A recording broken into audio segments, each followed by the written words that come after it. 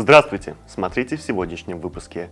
Президент Туркменистана проинспектировал военные учения, министр электроэнергетики Ирака примет участие в ОГТ-2023, объявлен литературный конкурс, посвященный оберегу Аладжа, и другие новости. Президент Туркменистана, верховный главнокомандующий вооруженными силами страны, генерал армии Сертар Бердымухамедов проинспектировал совместные военные учения национальной армии и других войсковых формирований. Делегация Ирака во главе с министром электроэнергетики примет участие в предстоящей международной конференции и выставке «Нефть-газ Туркменистана-2023». Иракский министр выступит на пленарном заседании форума, где обсудит взаимовыгодное партнерство между двумя государствами и перспективы дальнейшего сотрудничества. Журнал «Дияр» объявил творческий конкурс, в рамках которого будут рассматриваться литературные и публицистические тексты, посвященные оберегу Аладжа. Участники могут представить свои работы в разных жанрах, которые выражают любовь туркменского народа к ремеслу плетения Аладжа. Государственная служба пожарной безопасности МВД Туркменистана организовала и провела в городе Шатлык Марийского вилаята соревнования среди пожарных бригад страны. Победившие команды получили почетные грамоты и ценные подарки. Нетипично теплая погода ожидается в Ашхабаде в последнюю неделю октября. Воздух в городе в некоторые дни может прогреться до плюс 30 градусов.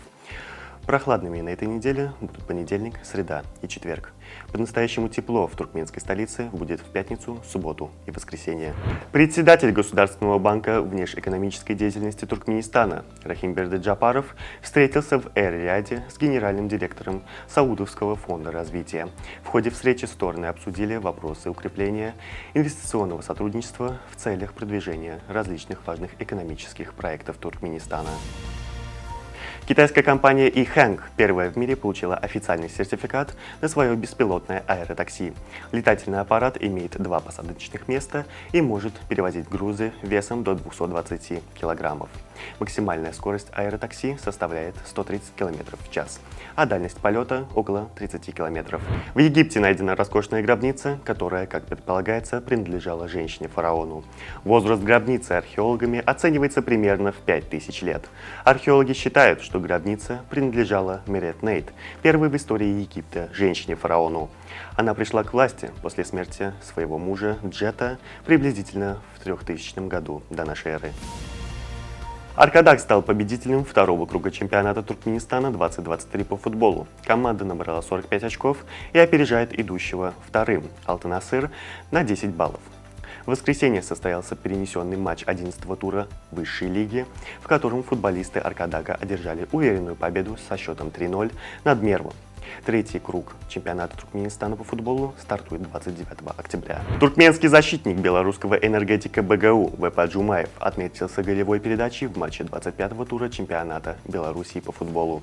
Ассист Джумаев помог его команде одержать победу со счетом 2-0 над брестским «Динамо». Ислам Махачев одержал победу над австралийцем Александром Волконовским на турнире UFC 294 в Абу-Даби.